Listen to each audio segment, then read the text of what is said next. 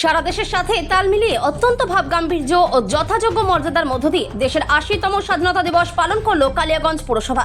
শনিবার কালিয়াগঞ্জ পুরসভা প্রাঙ্গণে আয়োজিত এই বিশেষ অনুষ্ঠানে জাতীয় পতাকা উত্তোলন করেন কালিয়াগঞ্জ পুরসভার পুরপ্রধান তথা রায়গঞ্জ লোকসভার সম্মানীয় সাংসদ কার্তিক চন্দ্র পাল এবং কালিয়াগঞ্জের বিধায়ক উৎপল মহারাজ। স্বাধীনতা দিবস উপলক্ষে সমগ্র পুরসভা প্রাঙ্গণকে রং বেরঙের আলো ও সুসজ্জিত রূপ দিয়ে সাজিয়ে তোলা হয়। পতাকা উত্তোলনের পাশাপাশি পুরসভা প্রাঙ্গণে কচি কাচাদের অংশগ্রহণে একটি মনোজ্ঞ সাংস্কৃতিক অনুষ্ঠানের আয়োজন করা হয়, যা উপস্থিত দর্শকদের গভীরভাবে মুগ্ধ করে। কালিয়াগঞ্জ থেকে অনুপ জয়সওয়ালের রিপোর্ট, বিগ নিউজ বাংলা। নমস্কার, আমার প্রিয় রায়গঞ্জ লোকসভাবাসীবৃন্দ, আমরা সবাই জানি যে আজকে ভারতবর্ষের ৮০তম স্বাধীনতা দিবস। ১৯৪৭ সালের ১৫ই আগস্ট ভারত স্বাধীন হয়েছিল এবং অনেক ত্যাগ, অনেক আত্মবলিদান এবং অনেক মানুষ গৃহহারা হয়েছিল, তারপরে আমাদের স্বাধীনতা এসেছিল।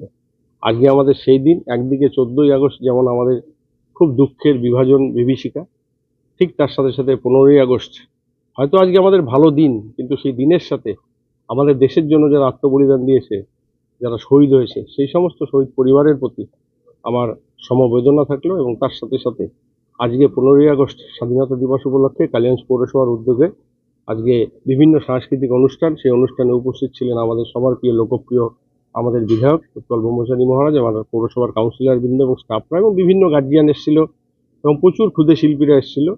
সবাইকে আমার তরফ থেকে স্বাধীনতা দিবসের শুভেচ্ছা। এবং তার সাথে সাথে আমাদের একটাই লক্ষ্য, এক ভারত শ্রেষ্ঠ ভারত, বিকশিত ভারত।